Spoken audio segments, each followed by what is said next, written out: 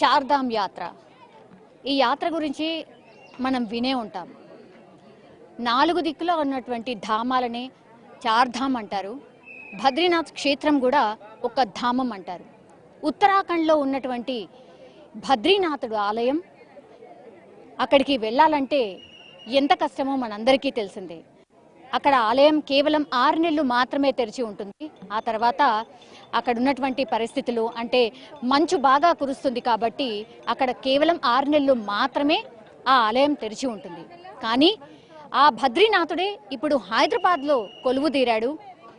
ఒక పుణ్యక్షేత్రంగా మారిపోయింది అని కూడా చెప్పొచ్చు. నేను ఉంది ఇక్కడే. సో బద్రీనాథ్ ఆలయ దర్శనం కోసం నేను ఇక్కడికి వచ్చాను. ఒక్కసారి వెళ్దాం, ఆ బద్రీనాథుని దర్శించుకుందాం.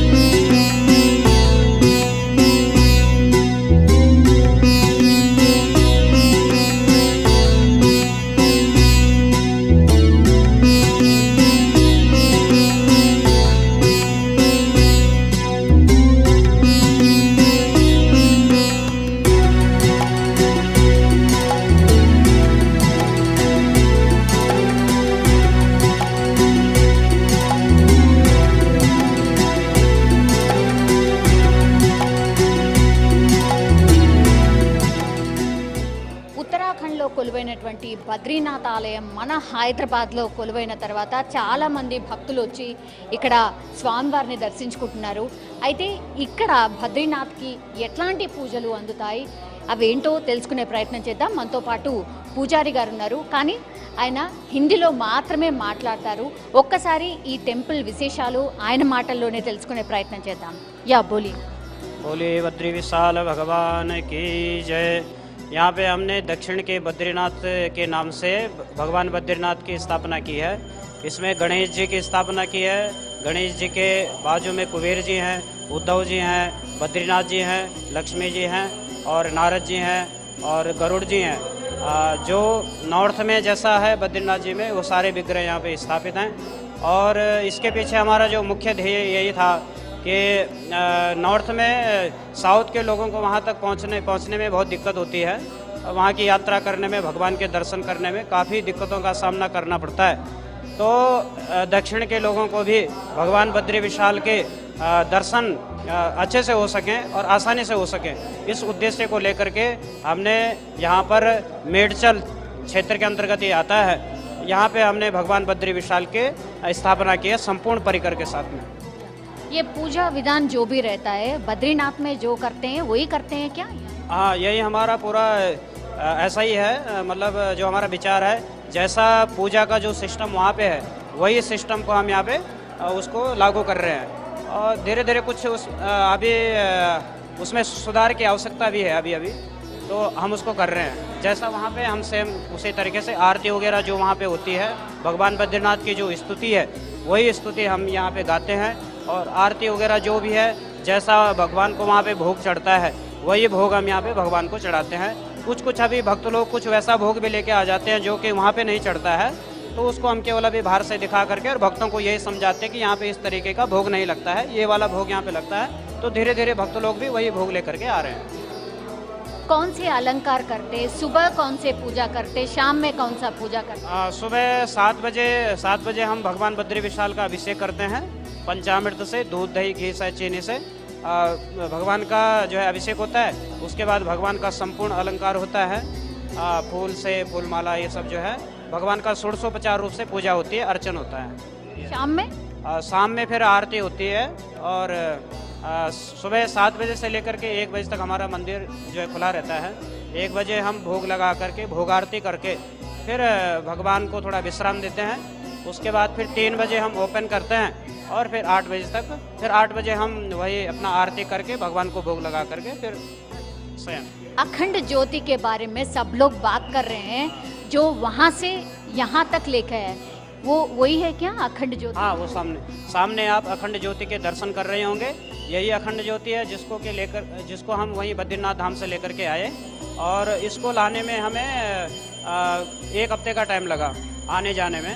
तो बहुत आसानी से इसको संभाल करके हम यहाँ तक इसको लाए ज्योति को, और बाय रोड इसको लेकर के आए कार में लेकर के आए। पैदल चल के आते हैं? नहीं, पैदल नहीं, कार चला करके लेकर के आए। अभी जो अखंड ज्योति है ना, ये फिर उधर खुलता है ना, फिर एक बार लेके आएंगे साल? नहीं, अभी तो ये अखंड है, अब लाने की जरूरत नहीं, क्योंकि एक बार लेकर के आगे यहाँ पे अखंड ज्योति हमारी जल रही है, उसमें कोई प्रॉब्लम नहीं। हम बल्कि वहाँ से 2 लेकर के आए थे। अगर हमने सोचा कि एक में कुछ प्रॉब्लम हो तो दूसरी जलती रहे, परंतु दोनों ज्योति हमारी ठीक ठाक यहाँ पे पहुँच गई थी। अभी भी हमारे पास 2 ज्योति, एक सामने है, एक थोड़ा अंदर है। सभी भक्तों को एक के ही दर्शन हो पाते हैं, एक थोड़ा हमने अंदर की ओर रखी हुई है। तो इसमें कभी कोई प्रॉब्लम अगर होगी फ्यूचर में तो हम वहाँ से ज्योत लेकर के इसको भी जला सकते हैं, ऐसा। तो अभी 6 महीने में एक बार खुलता है उधर बद्रीनाथ, यही साल भर रहता है? हाँ, नहीं, यहाँ पे हमेशा ओपन रहेगा भक्तों के लिए, और क्योंकि वहाँ पे थोड़ा मौसम की वजह से 6 महीने बंद करना पड़ता है, परंतु यहाँ पे ऐसी कोई समस्या नहीं है, मौसम की कोई समस्या नहीं है, तो इसलिए यहाँ पे हमेशा भक्तों को भगवान के दर्शन हो सकेंगे।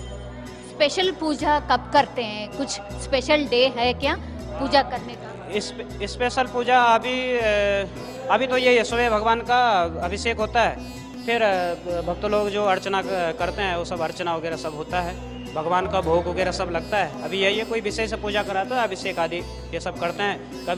कभी भजन का कार्यक्रम रहता है, कभी अन्नदानम भी रहता है, ये सब कार्यक्रम हो रहे हैं। अभी ज़्यादा टाइम नहीं हुआ है, 1.5 महीना हुआ है, तो अभी धीरे धीरे बनते रहेंगे प्रोग्राम। उसमें जो कुछ खामियां हैं वो भी दूर होंगी और अच्छे से प्रोग्राम बनेगा।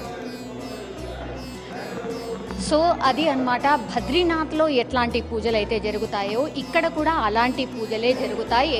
ఎందుకంటే అక్కడి నుంచే ఈ పూజారులు ఎవరైతే ఉన్నారో వాళ్ళు కూడా అక్కడి నుంచే వచ్చారు కాబట్టి బద్రీనాథ్లో ఎట్లాంటి పూజలు అయితే జరుగుతాయో అట్లాంటి పూజలే ఇక్కడ కూడా జరగబోతుంది. అయితే బద్రీనాథ్లో కేవలం 6 నెలలు మాత్రమే అక్కడ ఆలయం తెరిచి ఉంటుంది, కానీ ఇక్కడ 365 రోజులు టెంపుల్ తెరిచే ఉంటుంది. అండ్ అఖండ జ్యోతి ఏదైతే మనం మాట్లాడుతున్నామో 13 మంది బృందం వెళ్ళి ఇక్కడి నుంచి బద్రీనాథ్ నుంచి ఆ అఖండ జ్యోతిని తీసుకొచ్చి ఇక్కడ విష్ణుమూర్తి పాదాల దగ్గర పెట్టినటువంటి అఖండ జ్యోతియే, ఆ జ్యోతిని దర్శించుకుంటే చాలు మొత్తం పాపాలన్నీ పోతాయని నమ్ముతారు. కాబట్టి ఇక్కడి నుంచి కూడా చాలామంది వెళ్ళి ఆ అఖండ జ్యోతిని దర్శించుకోవడానికే బద్రీనాథ్ ఆలయానికి వెళ్తూ ఉంటారు.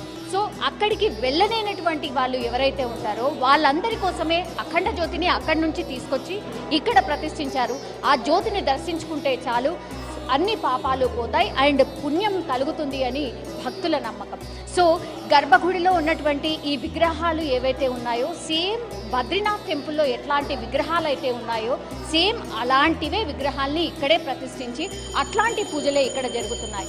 అయితే కేవలం ఒక నెల 15 రోజులు మాత్రమే అయింది ఈ బద్రీనాథ్ క్షేత్రాన్ని మేడ్చల్లో అంటే పూర్తిగా ఈ ఆలయాన్ని తయారు చేసి, కానీ విపరీతమైన భక్తులు ఆల్రెడీ వస్తూ ఉన్నారు. ఈ చుట్టుపక్కల ఏమీ లేవు, ఒక ఓపెన్ ప్లేస్ మాత్రమే ఈ టెంపుల్ కనిపిస్తోంది. కానీ రాను ఇక్కడ డెవలప్మెంట్ కార్యక్రమాలు అన్నీ కూడా చేయబోతున్నామనేసి ఆలయానికి సంబంధించిన ఎవరైతే అధికారులు ఉంటారో వాళ్ళు చెప్తున్నటువంటి సిచ్యువేషన్. ఒక్కసారి చూద్దాం బయట ఎట్లాంటి విగ్రహాలు ఉన్నాయి అండ్ దాని విశేషాలు ఏంటో తెలుసుకునే ప్రయత్నం చేద్దాం.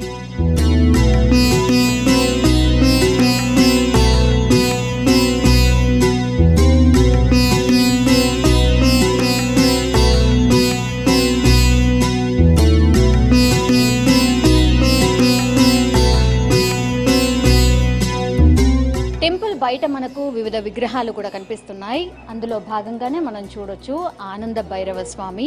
ఇంకా కూడా అంటే ఆ నేమ్ కానీ అదంతా ఏమీ పెట్టలేదు, కానీ ఆనంద భైరవ స్వామి బయట గర్భగుడి నుంచి బయట ఎక్కడైతే ప్లేస్ ఉందో అక్కడ ఆనంద భైరవ స్వామిని మనం ఇక్కడ చూడొచ్చు. ఆ తర్వాత నెక్స్ట్ విగ్రహాన్ని కూడా మనం చూడొచ్చు, మహాలక్ష్మి విగ్రహాన్ని కూడా మనం చూడొచ్చు. లోపల కూడా లక్ష్మీ విగ్రహం ఉంది, తర్వాత బయట కూడా మహాలక్ష్మి విగ్రహాన్ని మనం చూడొచ్చు. ఇక్కడ ఉన్నటువంటి వీటన్ని విగ్రహాలకు కూడా రోజు పూజలు అందుకుంటూ ఉంటారు. సో ఇంకా కూడా కంప్లీట్గా ఈ వర్క్స్ అన్నీ కూడా ఫినిష్ కాలేదు, మనం చూడొచ్చు. ఇంకా ఈ వర్క్స్ అన్నీ కూడా జరుగుతున్నాయి. కంప్లీట్గా ఇంకా చెక్కడం కానీ అదంతా కూడా ఇంకా జరుగుతోంది. దానికంటే ముందే మంచి ముహూర్తం ఉంది కాబట్టి ముందే ఓపెన్ చేశారు. కానీ ఆ వర్క్స్ తుది మెరుగులు ఏవైతే ఉంటాయో అవి ఇంకా కూడా ఈ టెంపుల్లో కొనసాగుతున్నాయి. సో బయట గర్భగుడి బయట ఉన్నటువంటి విగ్రహాలు ఇవి. సో ఇంకా ఓపెన్ ప్లేస్ ఉంది. కరెక్ట్గా ఈ గుడి బ్యాక్ సైడ్లో ఉన్నామన్నమాట. మనం చూడొచ్చు కంప్లీట్గా గ్రీనరీ ఎంత అంటే చాలా బాగుంది. వెదర్ బాగుంది అండ్ గ్రీనరీ అక్కడి వరకు పూర్తిగా టోటల్గా గ్రీన్గా కనిపించవచ్చు. సో చాలా అంటే చాలా బాగుంది, వ్యూ అయితే చాలా బాగుంది. ఇంకొక విగ్రహం కూడా ఉంది, అదే హనుమంతుడి విగ్రహం అన్నమాట. హనుమంతుడి విగ్రహాన్ని మనం చూడొచ్చు. ఉత్తరాఖండ్ నుంచి తీసుకొచ్చినటువంటి హనుమాన్ అట. మనకేమో హనుమంతుడు అంటే మనము అంటే వేరేలాగా ఉంటారు, కానీ ఉత్తరాఖండ్ అంటే అక్కడ ఉన్నటువంటి హనుమంత్ స్వామి ఇలా ఉంటారనమాట. సో ఇది కొత్తగా ఉంది నిజంగా టెంపుల్లో. యా, మీసాలు గడ్డాలు ఉన్నటువంటి హనుమంత స్వామి. యా, టెంపుల్లో బయట ఈ విగ్రహాలు ఉన్నాయన్నమాట. రౌండ్గా మనం తిరిగినప్పుడు టోటల్గా ఈ 3 విగ్రహాల్ని మనం చూడొచ్చు. ఇక్కడ చాలామంది సెక్యూరిటీ వాళ్ళు కూడా ఉన్నారు.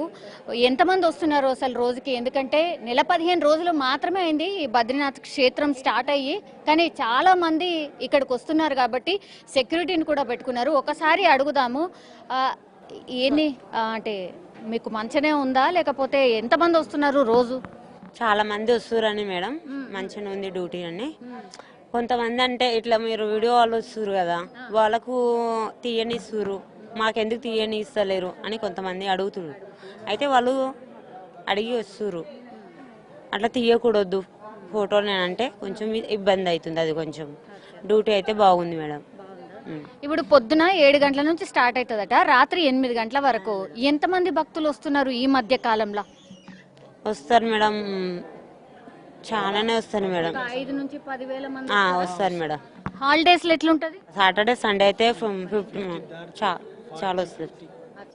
ఇప్పుడు నెల 15 రోజులే అయింది కదా, మీరు చూసిన మొదటి వారం 10 రోజులు ఇప్పుడు ఎంత డిఫరెన్స్ ఉంది? చాలా ఉంది మేడం, చాలా వస్తారు.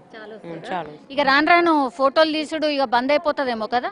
బంధుగా తీయద్దంటే కూడా తీస్తుంది మేడం, బంద్ అవుతుంది అని తర్వాత ఇది అవుతుంది మేడం. ఏం నడుస్తుంది ఇక్కడ? ఇదేం పని నడుస్తుంది? ఏం చేస్తున్నారు ఇక్కడ? క్యాంటీన్ సెక్యూరిటీ వాళ్ళ అట్లా. అవును మేడం. ఇక్కడ దగ్గరలో ఇది ఏం ఊరు? మైలారం అని అంటారు మేడం, బండ మైలారం. ఓకే. ఇక ఇది పుణ్యక్షేత్రం లెక్క అయిపోతుందా విత్ ఇన్ నో టైం? ఇంకా ఎక్కువనే అవుతుంది మేడం. మంచి. అంతేనా? మీ సారాళ్ళు ఎట్లా చూసుకుంటారు? మంచిగా చూసుకుంటారు? చాలా బాగా చూసుకుంటారు మేడం. ఎంతమంది ఉన్నారు మీరు? మేము 5 మంది ఉన్నాం మేడం సెక్యూరిటీ. లేడీస్ జెంట్స్ 20 మంది ఉన్నారు మేడం. సరిపోతున్నారు ఇప్పటికైతే. ఓకే, సరే. బద్రీనాథ్ ఆలయం నిర్మించిన తర్వాత చాలా మంది భక్తులు వస్తూ ఉన్నారు. సో వీళ్ళు ఎక్కడి నుంచి వచ్చారు ఒకసారి మాట్లాడే ప్రయత్నం చేద్దాం. ఎట్లుంది క్షేత్రం, బాగుందా లేదా? మరి ఆ బద్రీనాథ్ ఉత్తరాఖండ్లో ఉన్నటువంటి బద్రీనాథ్ని దర్శించుకున్నారా, లేకపోతే ఇక్కడ ఉన్నటువంటి బద్రీనాథ్ స్వామిని దర్శించుకున్నారా? ఒకసారి మాట్లాడే ప్రయత్నం చేద్దాము. ఎక్కడి నుంచి వచ్చారు? సిద్దిపేట నుండి వచ్చినాం. ఓకే. మీరు అక్కడ ఉత్తరాఖండ్లో ఉన్న బద్రీనాథ్ని దర్శించుకున్నాం. ఓకే. మరి ఇక్కడ ఎట్లున్నాడు స్వామి, అక్కడ ఎట్లున్నాడు? అంటే ఉన్నాడు, కాకపోతే అక్కడనే ఇక్కడనే అంతే. ఎందుకు, ఏం డిఫరెన్స్ ఉంది? అంటే అక్కడ నది అవన్నీ ఉంటాయి కాబట్టి ఇక్కడ నది ఇట్లా లేదు అంతే. టెంపుల్ సేమ్ ఉన్నది, సేమ్ కట్టిరు టెంపుల్. కాకపోతే బద్రీనాథ్లో ముందర నది ఉంటది అంతేనా, అవన్నీ అక్కడ డిఫరెంట్, అక్కడ ఉంటది, ఇక్కడ డిఫరెంట్, ఇక్కడ అంతే. మనకు నది గిట్ల లేదు కాబట్టి ఇక్కడ టెంపుల్ అయితే సేమ్ ఉన్నది. సేమ్ ఉందా? ఆ పూజలు గానీ ఎట్లా అనిపించింది మీకు? బాగుంది. రాగానే ఎట్లా అనిపించింది? చాలా బాగా అనిపించింది.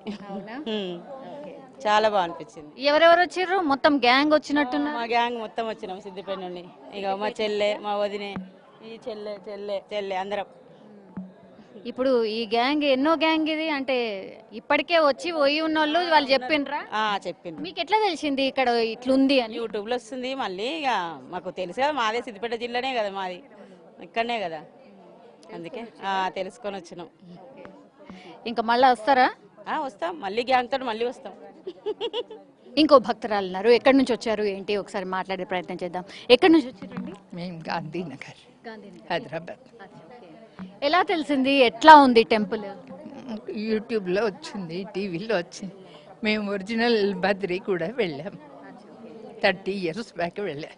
30 ఏళ్ల క్రితం ఆ బద్రీనాథుడిని చూశారు, ఇప్పుడు ఈ బద్రీనాథుడిని చూస్తున్నారు. ఎట్లా అనిపించింది, ఎట్లా ఉన్నారు స్వామి? అంత బాగున్నారు, అక్కడ ఉన్నట్టు బాగానే, కానీ కొంచెం ఆర్గనైజ్ చెయ్యాలి బయటంతా.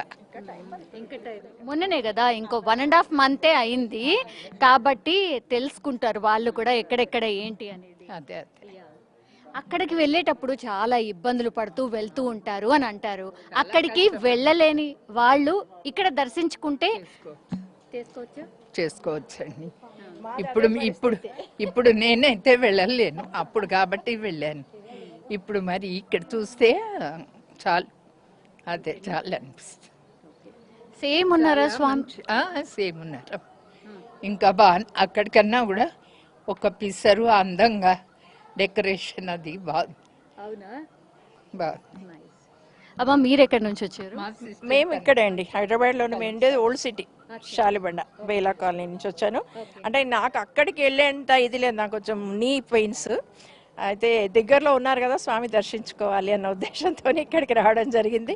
చాలా బాగున్నారు, చూడడం చాలా సంతోషం. అఖండ జ్యోతిని దర్శించుకోవడానికి అక్కడికి వెళ్తూ ఉంటారు. అలాంటి జ్యోతి మనకి ఇంత దగ్గరగా ఎలా అనిపిస్తుంది? చాలా చాలా సంతోషంగా, అదే చెప్తున్నాను కదా, నేను ఈ కాళ్ళ నొప్పులతోటి చాలా వరకు చాలా మిస్ అయ్యాను. చాలా చూడడము, టెంపుల్స్కి వెళ్ళడం, రీసెంట్గానే ఒక కాళ్ళ ఆపరేషన్ కూడా చేయించుకున్నాను. ఇప్పుడు స్వామి దర్శనం అయింది, ఐఎమ్ వెరీ హ్యాపీ. బద్రీనాథ్ ఆలయంలో ఎట్లాంటి విగ్రహాలు అయితే కొలువై ఉన్నాయో ఇక్కడ కూడా అలాంటి విగ్రహాలే కొలువై ఉన్నాయి. మనం చూడొచ్చు ఇక్కడ స్పష్టంగా లోపల ఎలాంటి విగ్రహాలు ఉన్నాయి అనేది మనం ఇక్కడ చూడొచ్చు. గణేశుడు, తర్వాత కుబేరుడు, ఉద్ధవుడు, తర్వాత బద్రీనాథుడు, తర్వాత లక్ష్మీమాత, నారశ్రీ నారాయణ అండ్ గరుడ అండ్ నారదుడు, ఇవన్నీ కూడా కొలువై ఉన్నాయి. గర్భగుడిలో ఉన్నటువంటి ఇవన్నీ విగ్రహాల్ని మనం స్పష్టంగా చూడొచ్చు. ఆ తర్వాత గుడి బయట ఏవైతే విగ్రహాలు ఉన్నాయో అవి మహాలక్ష్మి, సలాసర్ హనుమాన్ అండ్ ఆనంద భైరవ, గణేష్, కేదారేశ్వర్ టెంపుల్, ఇవన్నీ కూడా గుడి చుట్టూరుగా అంటే గర్భగుడి బయట ఉన్నటువంటి విగ్రహాలు అన్నమాట. సో మనకు తెలుసు ఆ విష్ణుమూర్తిని ఒక్కసారి దర్శించుకుంటే చాలు, పాపాలన్నీ తొలగిపోతాయి. అండ్ అఖండ జ్యోతిని ఎవరైతే దర్శించుకుంటారో అక్కడ ఉత్తరాఖండ్లో బద్రీనాథ్ ఆలయంకి వెళ్ళేది కూడా అందుకే, ఆ అఖండ జ్యోతిని దర్శించుకోవడానికే వెళ్తూ ఉంటారు. సో ఆ అఖండ జ్యోతిని ఇక్కడే పెట్టారు కాబట్టి చాలా మంది భక్తులు వచ్చి ఆ అఖండ జ్యోతిని దర్శించుకుంటూ ఉన్నారు.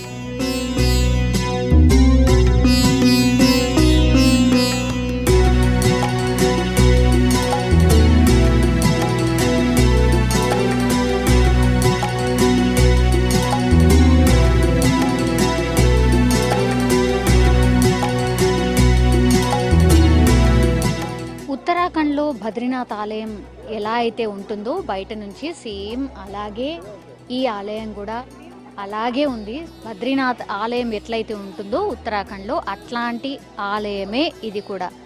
సో అక్కడికి వెళ్ళొచ్చిన వాళ్ళైనా సరే, లేదంటే ఇప్పుడు కొత్తగా ఈ బద్రీనాథ్ని చూడడానికి వస్తున్న వాళ్ళైనా సరే అదే ఫీలింగ్తోనే ఉంటారు. ఎందుకంటే ఆ టెంపుల్ని చూసిన విధంగానే ఈ బయట ఏదైతే మనకు కనిపిస్తోందో సేమ్ అదే విధంగా ఉంది అనేసి ఇక్కడ ఉన్నటువంటి వాళ్ళు ఎవరైతే వెళ్ళొచ్చారో వాళ్ళు కూడా చెప్తున్నటువంటి పరిస్థితి. భూలోక వైకుంఠం అండ్ దివ్య భూమిగా నమ్ముతూ ఉంటారు. బద్రీనాథ్ విష్ణు క్షేత్రము అంటే ఆ విష్ణువు స్వయంగా అక్కడే ఆయన పాదాన్ని మోపిన క్షేత్రం, అట్లాగే ఆయన తపస్సు చేసినటువంటి క్షేత్రం కాబట్టి అందుకే బద్రీనాథ్ క్షేత్రానికి అంత విశిష్టత ఉంది.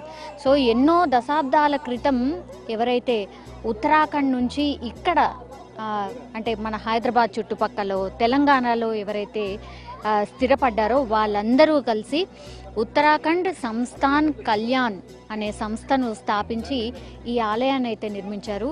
ఇది ఒక 13 సంవత్సరాల క్రితం నుంచే ఈ ఆలయాన్ని కొద్దిగా నిర్మిస్తూ వచ్చారు.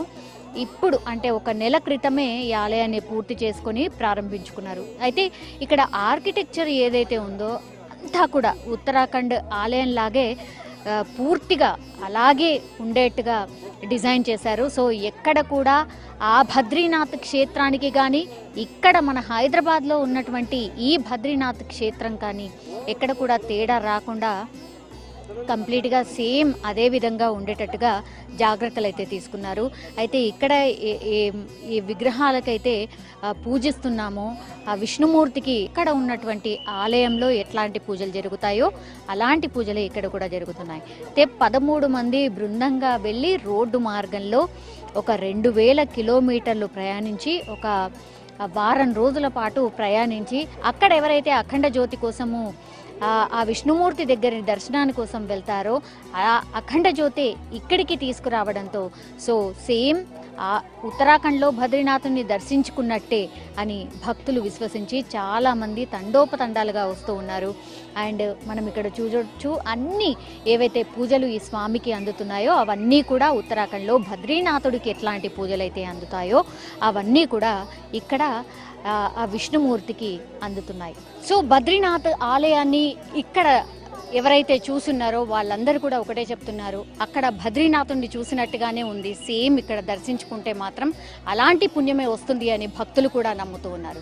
సో అదే విశ్వాసంతో వస్తున్నారు. అండ్ ఆ అలంకరణ కావచ్చు, పూజా విధానం కావచ్చు అన్నీ అలాగే ఉన్నాయి. అండ్ ఆ విగ్రహ మూర్తుల్ని చూసినప్పుడు కూడా మనం డైరెక్ట్గా వెళ్ళి ఆ బద్రీనాథుడి క్షేత్రంలోనే దర్శించుకున్నట్టుగా అచ్చంగా అలాగే ఉంది. అలాంటి తన్మయత్వమే మేము లోనవుతున్నామని ఇక్కడ ఉన్నటువంటి భక్తులు కూడా చెప్పినటువంటి పరిస్థితి.